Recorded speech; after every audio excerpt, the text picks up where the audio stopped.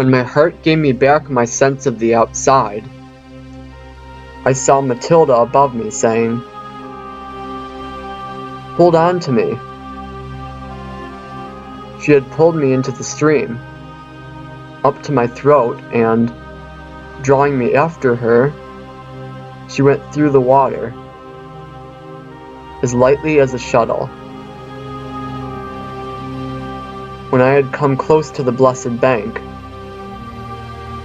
I heard Asperge's May, sung so sweetly I cannot recall it, much less write it. The lovely lady, opening her arms, wrapped them about my head, and plunged me where I was required to imbibe the water, then pulled me out, and welcomed me thus bathed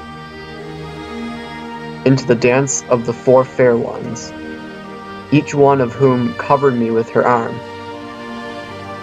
Here we are nymphs, but in the sky we are stars. Before Beatrice went down into the world, we were ordained to be handmaidens to her. We shall lead you to her eyes. But for the glad light that is within, the three maids on that side, who see more deeply, will sharpen your own eyes. So singing they began, whereupon they took me with them to the griffin's breast, where Beatrice was standing, with her face to us. Try not to spare your eyes.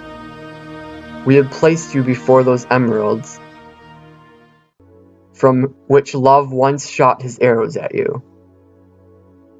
The three others, who showed their higher rank of appearance, advanced toward me, singing in time with the angels' measures.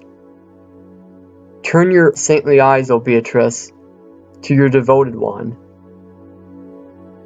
who walked so many steps to see you. Do us the grace of unveiling your mouth to him, that he may see the second loveliness you withhold. With her eyes she struck my eyes with a blow. Then with a tranquil look she said to me, "Come faster, if I talk with you, you will be better disposed to listen to me.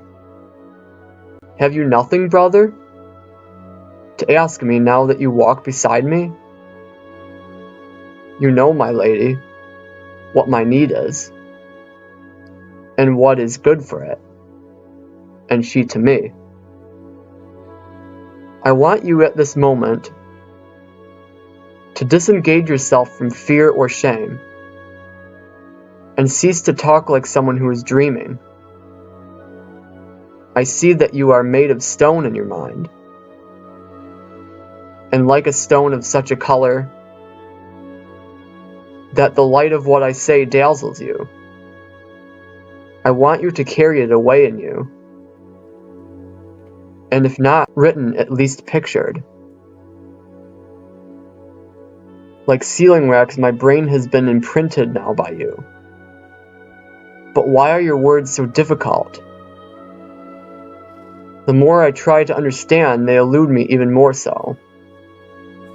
So that you may see that your path is so far removed from the divine, as the earth is from the highest, fastest heaven. I cannot remember when I ever alienated you from me, nor does my conscience gnaw me for such a thing."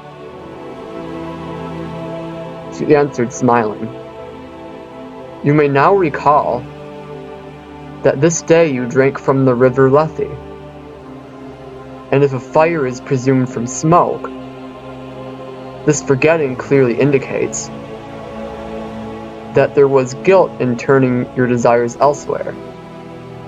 Be that as it may, my words shall now be as naked as needed, to reveal them to your rudimentary vision.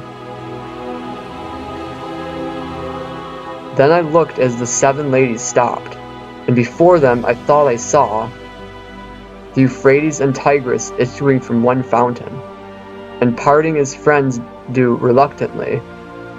"O light, O glory of the human race!" I proclaimed. "What water is that gushes from one source, and self from self divides and draws away?" To such a plea the answer was, "Ask Matilda to tell you why."